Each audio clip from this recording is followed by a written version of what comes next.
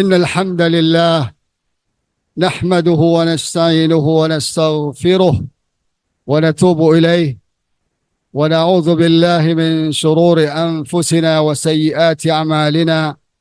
من يهده الله فهو المهتد ومن يضلله فلن تجد له وليا مرشدا. أشهد أن لا إله إلا الله وحده لا شريك له وأشهد أن محمدا عبده ورسوله بلغ الرسالة وأدى الأمانة ونصح للأمة وتركنا على المحجة البيضاء ليلها كنهارها لا يزيغ عنها إلا هلك. اللهم صل وسلم وبارك على نبينا محمد وعلى آله وأصحابه أجمعين. أما بعد فيا عباد الله، أوصيكم ونفسي بتقوى الله فقد فاز المتقون. قال الله تعالى في القرآن الكريم: أعوذ بالله من الشيطان الرجيم.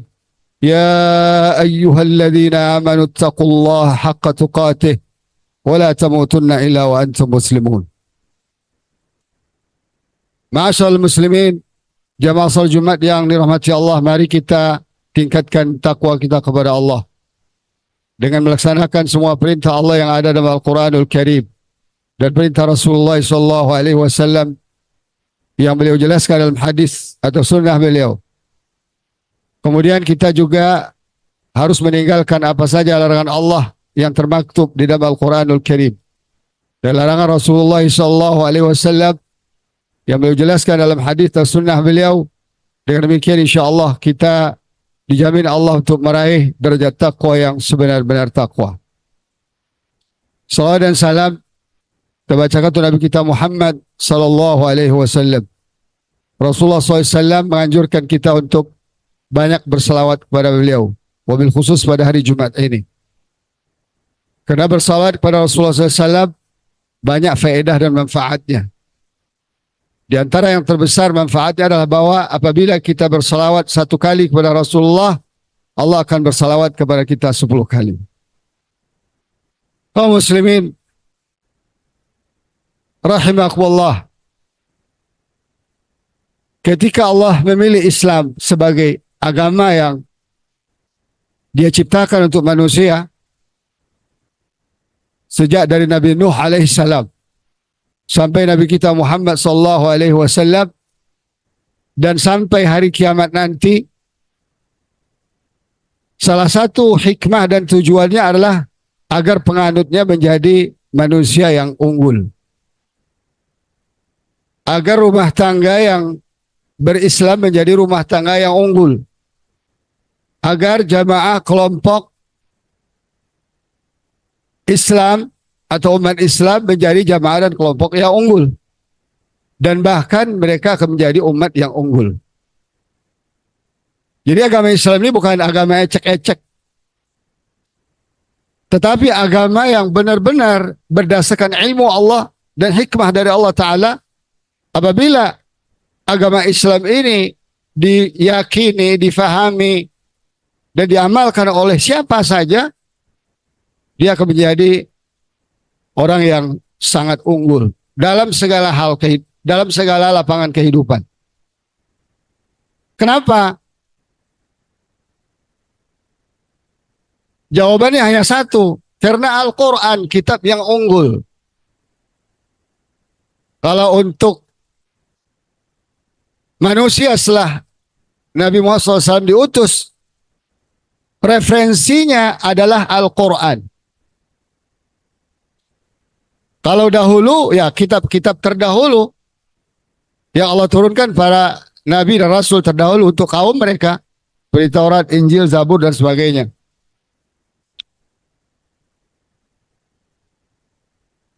Allah Ta'ala menjelaskan dalam Al-Quran, A'udzu billahi minasyaitonir rajim, huwa alladhi arsala rasulahu bil huda wa dinil haq liyudhhirahu 'ala ad-din kullihi walau karihal musyrikun. Surat At-Taubah ayat 33. Dialah Allah yang mengutus Rasulnya dengan Al-Huda, yaitu Al-Quran. Salah satu fungsi utama Al-Quran adalah petunjuk hidup manusia. Kemudian disebabkan Al-Quran itu Islam menjadi agama yang hak, wa dinil hak.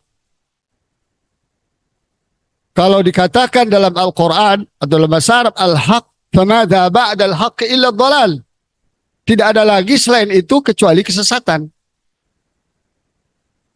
Al-haq berarti benar, berarti lurus, berarti sahih, berarti kuat, berarti unggul, berarti menjamin kesuksesan dunia dan akhirat. Itu namanya al-haq. Untuk apa? Liyuzhirahu ala dini kullih. Agar mengungguli semua agama. Sebutlah agama apa saja di muka bumi ini. Yahudi, Nasrani, Buddha, Hindu, Kejawen, apa sajalah sebut. Akan diungguli oleh Islam. Apa artinya? Ajaran-ajaran Islam mengungguli semua ajaran-ajaran agama-agama itu. Ini bisa kita buktikan.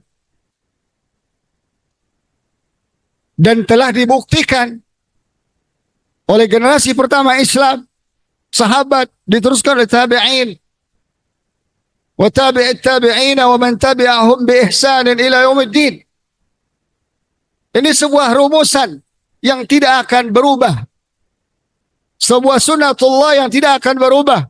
Siapapun manusianya, apapun bangsanya, sukunya, dimanapun dia tinggal, apapun nama negerinya, apa negerinya yang itu sudah nama aslinya atau dibuat oleh penjajah, kayak Indonesia, kayak Saudi Arabia, itu dibuat oleh penjajah. Apapun namanya. Selama orang itu mengikuti petunjuk Al-Quran, sehingga dia berada pada dinil haq, dia akan unggul. Kita lihat contoh kehidupan para sahabat. Bagaimana mereka sebelum kedatangan Al-Quran. Sudah sepakatlah manusia ini. Sejarah membuktikan, kanu ya'ishuna fi jahiliyatin jahla. Bangsa Arab, bangsa yang hidup dalam jahiliyah yang luar biasa. Tidak ada satu kemaksiatan, satu sikap, prinsip, pemikiran jahiliyah kecuali ada pada mereka. Nggak ada perkembangan jahiliyah itu, nggak ada. Perkembangan itu ya jahiliyah itu ya itu aja dari dahulu. Yang ada perkembangan sarana jahiliyah. Dulu orang kalau mau melakukan satu pemikiran jahiliyah, satu ucapan jahiliyah itu harus ngomong. Sekarang pakai handphone bisa, nggak pakai ngomong bisa. Itu aja perbedaannya. Dulu kalau orang mengajak menyembah berhala, dia ngomong, ajak orang.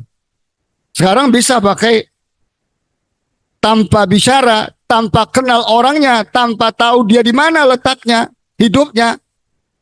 Kita bisa ajak orang berbuat jahiliyah. Nah, oleh karena itu kaum muslimin rahimakumullah, gimana sahabat berubah 180 derajat. Dan mereka ini bukan manusia biasa. Menjadi manusia yang luar biasa. Sampai-sampai dijelaskan Allah, mereka ini khaira ummatin, menjadi umat terbaik dalam segala hal. Dalam akidah, keimanan, dalam aturan kehidupan, dalam akhlak, dalam perang. Bahkan mereka ini dicatat Allah sangat unggul dalam perang. Jelaskan Allah dalam surah Al-Anfal ayat 65, ya ayuhan nabiyyu harridil mu'minina 'alal qital. Iyakum minkum 20 sabirun yaghlibu 200. Wa iyakum minkum 100 yaghlibu 1000 min alladhina kafaru bi annahum qaumun la yafqahun. Hai Nabi Muhammad SAW, motivasi orang-orang beriman agar mereka mau berperang. Karena perang itu berat. Perang itu tidak kita sukai. Tapi di dalamnya banyak kebaikan-kebaikan dalam peperangan itu. Kutiba alaikumul qital wa huwa kurhul lakum. Wa asa an takrahu syai'an wa huwa khairul lakum. Wa asa an tuhibbu syai'an wa huwa syarrul lakum. Wallahu ya'lamu wa antum la ta'lamun. Diwajibkan umat Islam ini berperang dahulu, sekarang, dan yang akan datang. Kendati pun kamu tidak suka perang itu. Boleh jadi sesuatu hal yang kamu tidak suka, di dalamnya ada kebaikan yang banyak. Dan boleh jadi yang kamu suka, di dalamnya ada keburukan yang banyak. Karena kamu tidak tahu dan hanya Allah yang tahu. Itulah ajaran Islam. Perang aja banyak kebaikannya. Perang saja yang dianggap manusia sebagai sebuah bencana, di dalamnya ada kebaikan asal tepat waktunya dan benar secara syar'i pelaksanaannya. Fiqhul jihadnya, fiqhul qitalnya benar.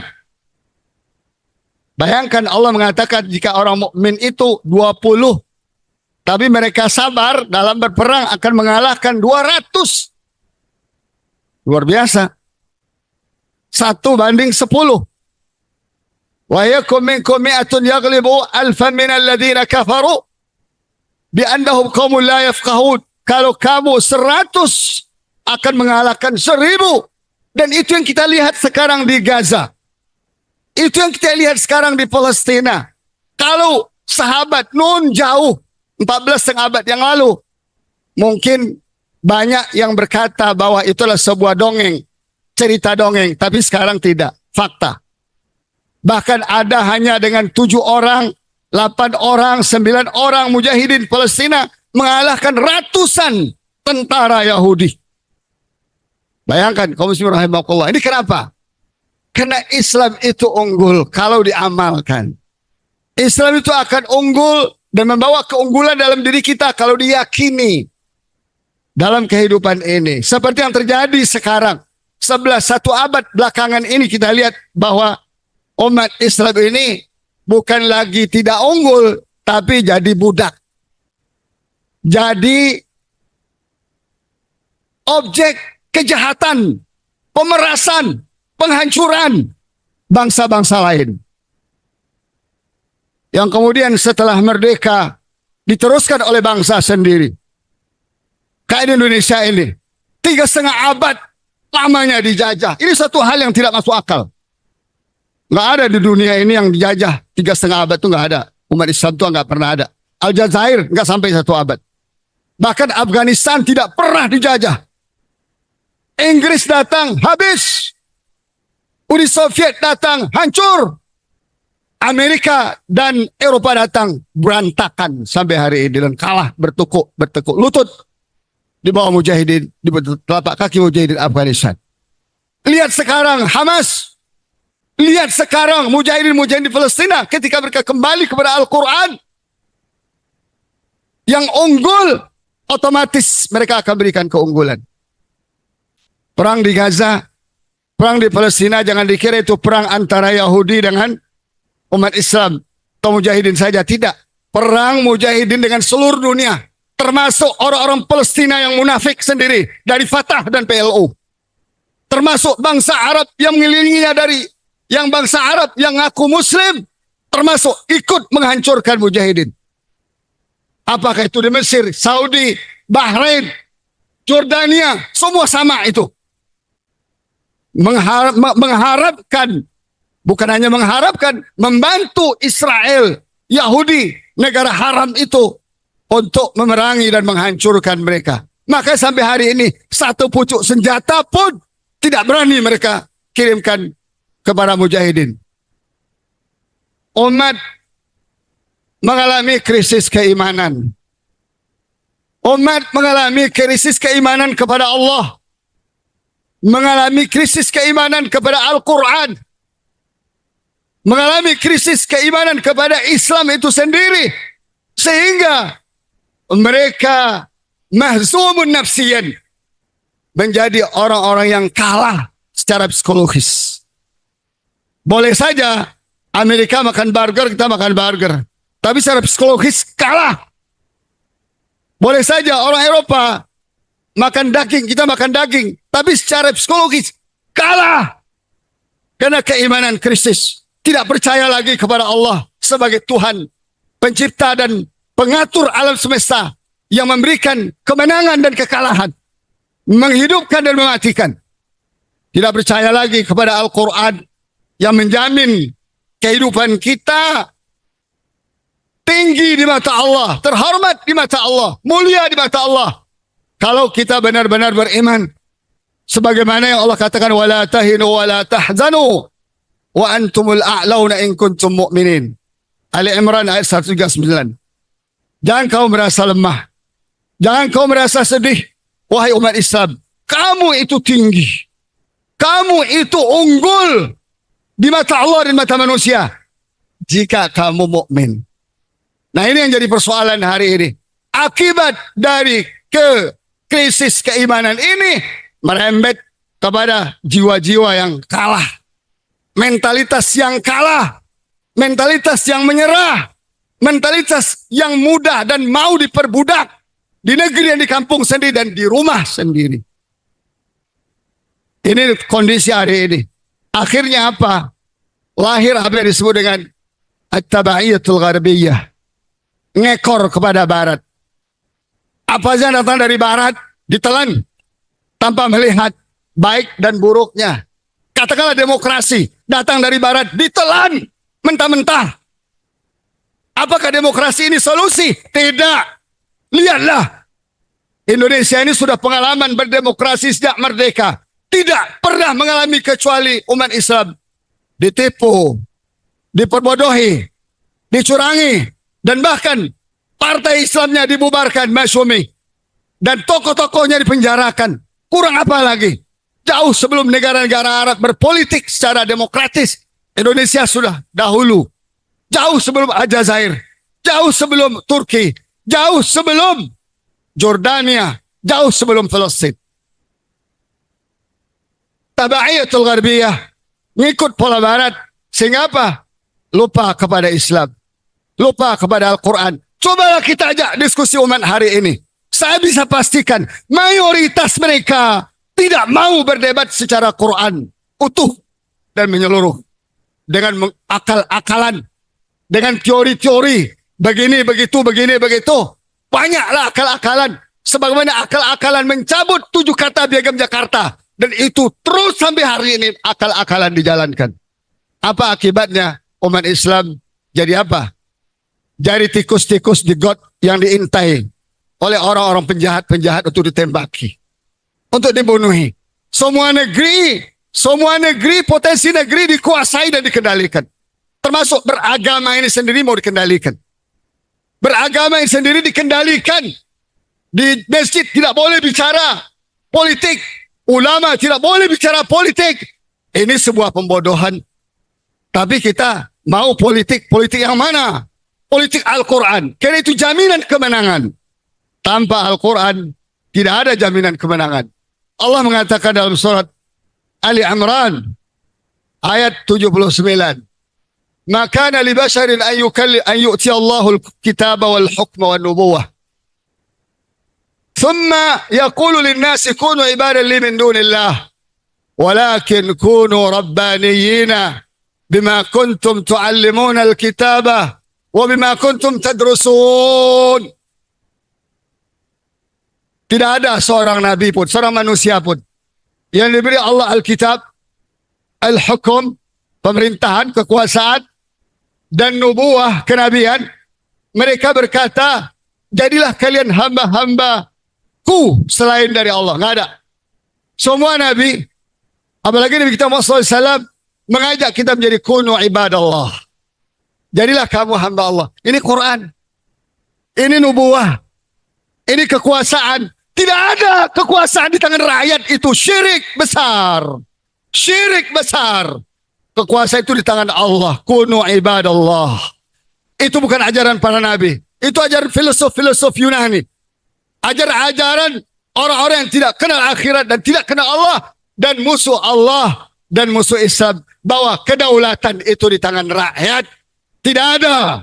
Kedaulatan itu di tangan Allah Subhanahu wa ta'ala. Oleh karena itu, para nabi menyuruh kita, walakin kunu rabbaniyin. Jadilah kamu orang-orang rabbaniyin. Siapa mereka? Orang yang benar-benar mensucikan Allah dan mentauhidkan Allah dalam segala hal. Dalam akidah keimanan, dalam syariah, peraturan dan perundangan, dalam pemerintahan, dalam kepemimpinan, dalam ekonomi, dalam politik, dalam sains, dalam teknologi, dalam perang, dalam damai. Kunu rabbaniyin. Jadilah kamu rabbaniyin. Tidak ada alasan-alasan karena.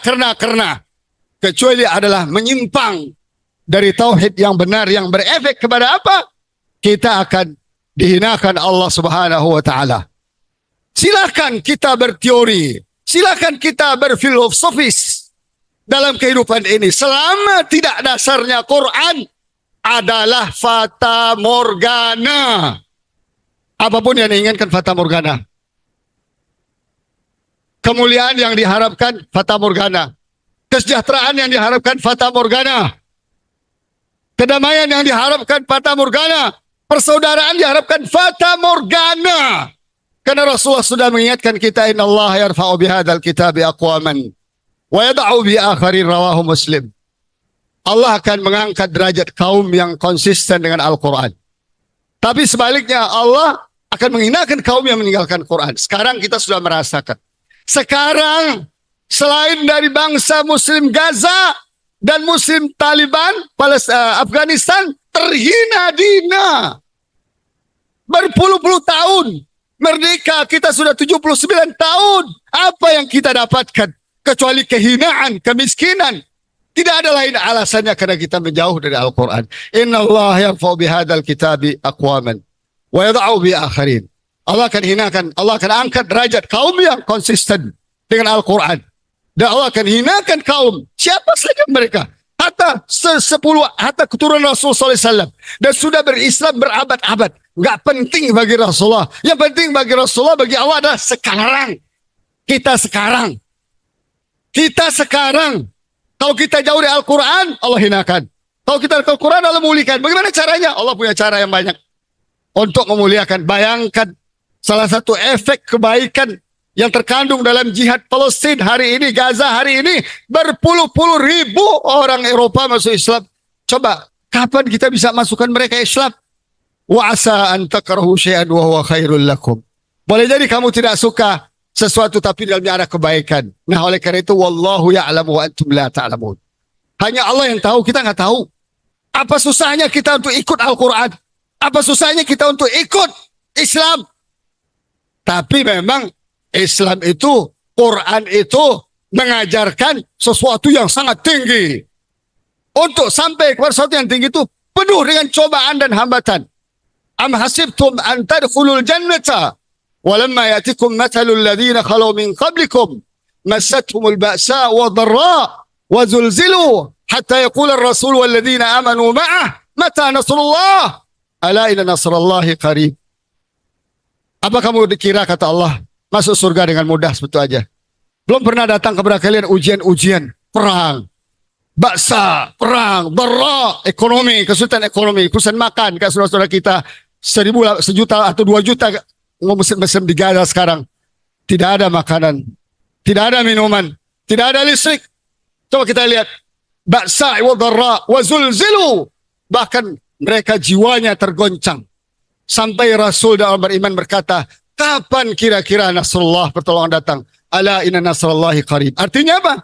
Kalau kita beriman, kalau kita dengan Al-Quran, datang ujian, ketika datang ujian yang sangat, ingatlah, fa inna ma'al usri yusra. Kita itulah kemudahan dan kemenangan akan datang. Tapi kalau mau ongkang kaki saja, tidak mau berjuang, tidak mau lecet kaki dalam berjuang, lebih suka menikmati fasilitas dunia itu, silakan. Anda tidak akan termasuk orang yang dimenangkan Allah.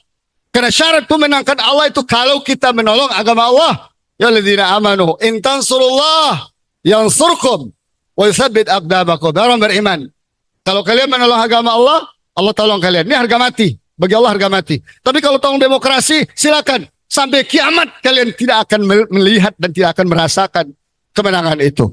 Semoga Allah Subhanahu wa taala berikan hidayah kepada kita. Allah berikan pemahaman dan keyakinan kepada kita tentang Al-Quran ini sebagaimana dipahami oleh sahabat generasi tabi'in wa tabi'in, dan sebagaimana dipahami oleh saudara-saudara kita di Gaza, sampai mereka bisa menciptakan teknologi perang yang luar biasa. Dari mana itu? Kalau mereka tidak berpegang teguh Al-Quran.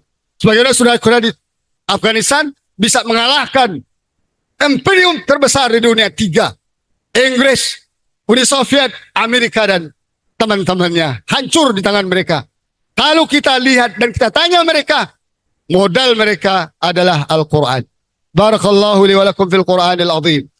Wa nafa'ani wa iyyakum bima fihi min al-ayati wa dzikril hakim. Taqabbal minni wa minkum tilawatahu innahu was samiul alim.